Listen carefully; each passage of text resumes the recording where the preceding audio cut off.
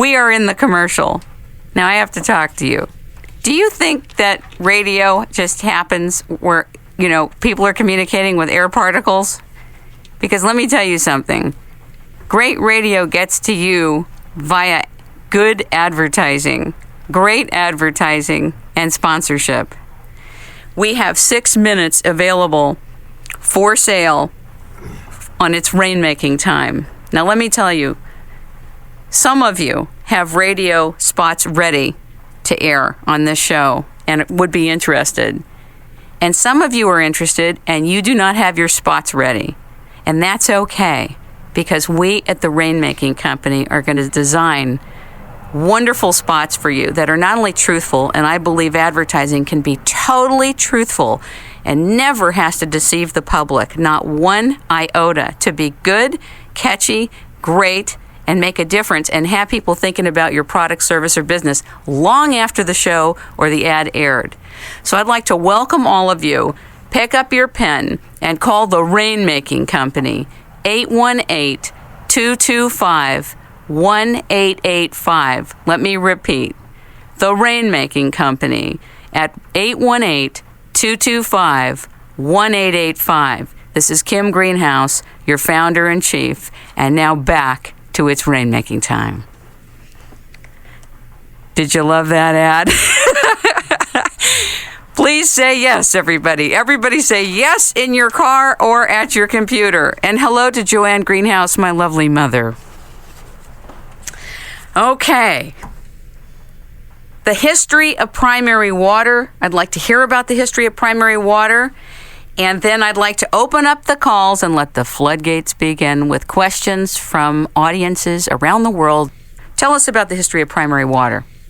I'm carrying on with the science, which is well documented back into the 1890s, 1885. Well performed and achieved in Scandinavia by Nils and Erik Nordenskjöld. That's a very complicated word. So you want to repeat that one more time for us? Nordenskjöld. Nordenskjöld? Nordenskjöld, and there's 2 dots over the O. It's so complex for me. Yeah. I don't think I could handle it. Well, anyway, they pioneered it and from knowledge that they had previous, but they were very successful in locating wells on the seacoast of Scandinavia in hard rock, and also getting fresh water when there was always a trouble with saltwater intrusion on other wells near the seacoast. They were drilling right into the coast, and they did it with such success. Erik wrote a paper he was nominated for a Nobel Prize around 1900. I don't know the exact date for this paper and the work that he and his father had done in this regard. So I'm a line of succession of people who are carrying on with this particular type of science, which is not supplemental to, I see it as primary, and the type of science that's being taught in colleges is supplemental to what we do. But they're 2 sciences, and I work with both. I work with primary water and conventional orthodox hydrology to some degree. So I work with both advantages, right and left brain, or the intuition and the intellect, to do my work. But also the hard science. Yeah. But anyway, there's a succession of dowsers, and they're almost all of them have passed over, and they're flying with the angels somewhere now. And you better not, because we need you all over the world. I mean, for the countries that are experiencing droughts, the billions of people that don't have access to fresh water, let alone any type of drinking water, and you're going to be needed all over the world. Yes, I have a few proteges, but it's sad because I wouldn't want to see this science after all these years. Mr. Cameron, 44 years, and mine is 37 years. 37? Down the chute, plus what we have gained from the other people who preceded us.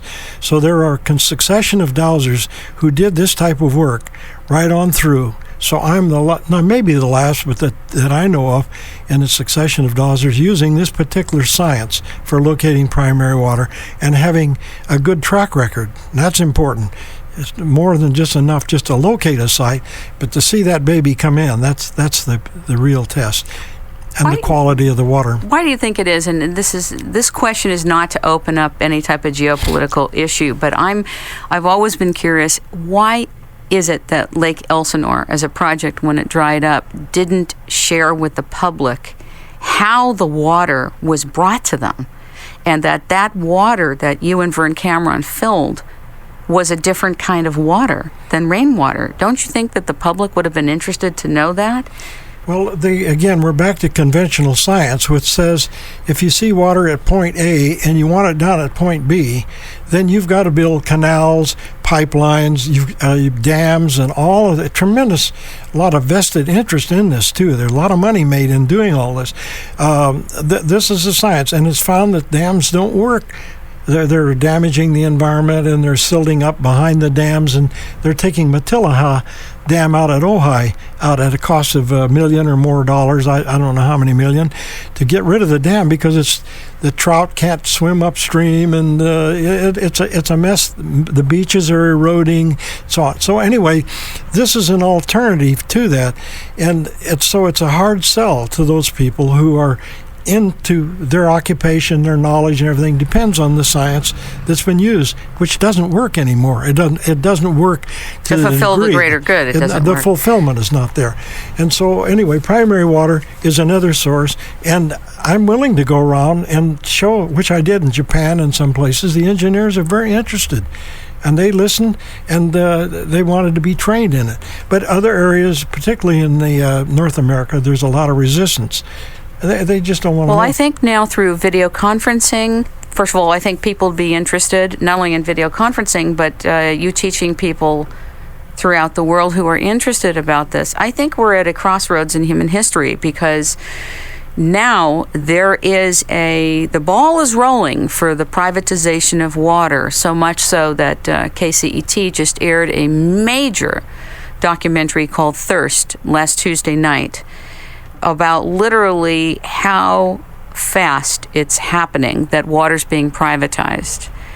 And it's the ball's rolling on a very serious level, and I think the public needs to know about that and take heed that my recommendation for these things is start making the water available all over the world to people who need it, and just start doing it and doing it and doing it until there's no need to try to privatize the water, because it's in perpetuity. There's plenty of it, and you just start it all over. You just start with the people that need it the most. So what I'd like to do is to invite the audiences who are listening to this show right now, whether you're hearing it streaming on the internet, in your car, or in your home, to call up the on-air 800 number to its rainmaking time, 877-625 3724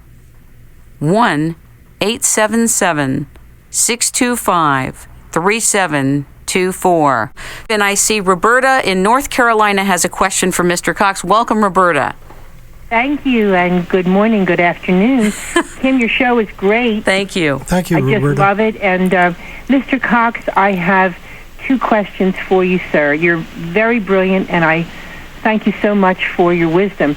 The first question is, how would you feel that you could get water from a desert, from the Gobi, from the Sahara, or the deserts that are creeping up all over the world with great frequency? And the second question is, what do you think the percentage of water is in the earth versus the percentage of water in the oceans, rivers, streams, and ponds? If that is a possible two-question those are big questions for you, Roberta. Wow. I'd be thrilled. Thank you, sir. Thank you, Roberta. Question one is that and this is a tough term to use in front of a hydraulic engineer. Water, the chemistry above the magma is in inexhaustible supplies. The word inexhaustible sounds a little weird, but nobody knows how much is down there, but it's a tremendous amount. And so my wells that I've located, Mr. Cameron's, after 75 years, are still flowing. So here's the whole idea. The desert, where there's very little rainfall, you're getting the water from the underground as a new source, and it can be fossilized water, which is millions of years old, or it can be new water, which is created by geochemistry in the earth. So what I do is to find it so you don't have to drill 2-3 miles down into the magma to get it, where it's occurring very